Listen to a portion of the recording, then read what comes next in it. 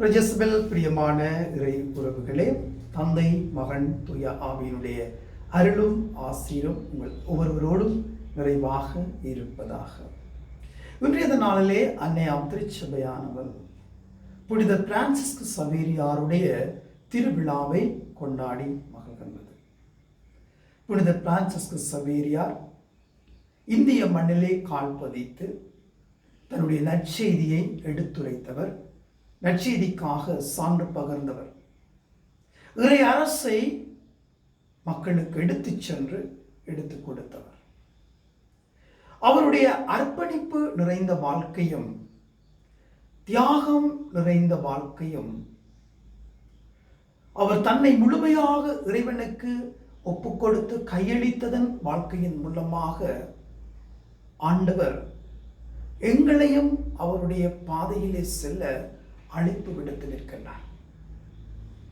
அவருடைய தியாகம் நிறைந்த வாழ்க்கை, அர்ப்பணிப்பு நிறைந்த வாழ்க்கை, கையளிப்பு நிறைந்த வாழ்க்கை எங்களையும் ஆண்டவருடைய அன்பிற்குள்ளும் அவர் மீது நாங்கள் கொள்ளுகின்ற விசுவாசத்திற்குள்ளும் எங்களை அழைத்து நிற்கின்றது. சப வாழ்விலே இறைவனுக்கும் தனக்கும் ஒரு உறவை ஏற்படுத்திக் கொண்டார். பிரிக்க முடியாத உறுதியான ஒரு நிலைப்பாடான வாழ்வை உருவாக்கி கொண்டு தனக்கும் இறைவனுக்கும் உள்ள ஒரு உறவை உறுதிப்படுத்திக் கொண்டார். சப வாழ்க்கையின் மூலமாக இறைவனோடு நெருங்கிய தொடர்பு கொண்டு இறைவனது உறவிலே நிலைத்து நின்றார். அவருடைய ஆன்மீக வாழ்க்கையின் மூலமாக பல மக்களை, பல உள்ளங்களை ஆண்டவர் பக்கம் திருப்பினார். ஆண்டவர் பாதையிலே வழிநடத்தி சென்றார். ஆண்டவர் யார் என்பதை மக்களுக்கு உணர்த்தி நின்றார். ஆகவேதான் நாங்களும் இன்றைய இந்த நாளிலே புனிதர் மூலமாக இறைவனிடம் செல்ல நாங்கள் தயாராக வேண்டும். இன்றைய நாளிலே ஆண்டவராகிய கிறிஸ்து எனக்கும் உங்களுக்கும் சொல்லுகின்ற வார்த்தைகள், உலகெங்கும் சென்று படைப்பிற்கெல்லாம் நற்செய்தியை பறைசாற்றுங்கள், செல்லுங்கள், உலகெங்கும் செல்லுங்கள், நற்செய்தியை பறைசாற்றுங்கள். ஆண்டவர் எங்களுக்கு அழைப்பை கொடுக்கிறார். நற்செய்தியை பறைசாற்றுங்கள் என்று நற்செய்தியின் அழைப்பை எங்களுக்கு கொடுக்கிறார். செல்லுங்கள், ஒவ்வொரு குடும்பங்களிலும் நற்செய்தியை வாசியுங்கள், தியானியுங்கள், சிந்தியுங்கள், அதன்படி உங்களுடைய வாழ்க்கையை மாற்றுங்கள். புனித பிரான்சிஸ்கு சவேரியாரும் அதைத்தான் செய்தார். ஆண்டவருடைய வார்த்தைக்கு முக்கியத்துவம் கொடுத்தார். தன்னுடைய உள்ளத்திலே ஆண்டவருடைய வார்த்தைகளை உள்வாங்கினார்.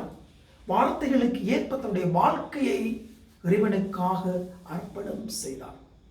இன்றும் புனிதருடைய உடல் அழியாமல் இந்தியாவிலே கோவா என்னும் மாநிலத்திலே இன்றும் அவருடைய உடல் வைக்கப்பட்டிருக்கிறது.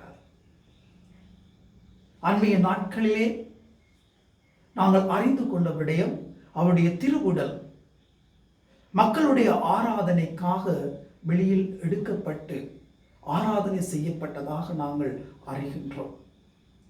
பல ஆயிரக்கணக்கான வருடங்கள் சென்றும் இன்னும் அவருடைய உடல் அழியாமல் இருக்கிறது. காரணம், அவர் இறைவன் மீது கொண்ட மட்டற்ற அன்பும் விசுவாசமும், இறைவனுக்காக தன்னை கையளித்ததும், அர்ப்பணம் செய்ததும், தியாகம் செய்ததும்.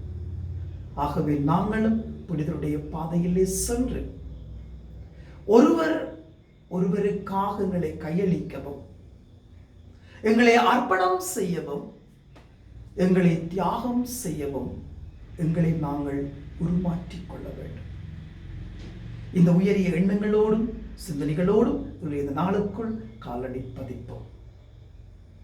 புனித பிரான்சிஸ்கு சவேரியாருடைய திருவிழா நல் வாழ்த்துக்களை உங்களுக்கு தெரிவித்து நிற்கின்றேன். அன்னை மரி மூலமாக நாங்கள் ஒவ்வொருவரும் நம்பிக்கையாளர்களாக மாற்றம் வர இன்றைய நாளுக்குள் காலடி பதிப்போம். எல்லாம் வல்ல இறைவன் தந்தை மகன் தூய ஆவி அனைவரையும் விரைவாக ஆசீர்வதிப்பாராக.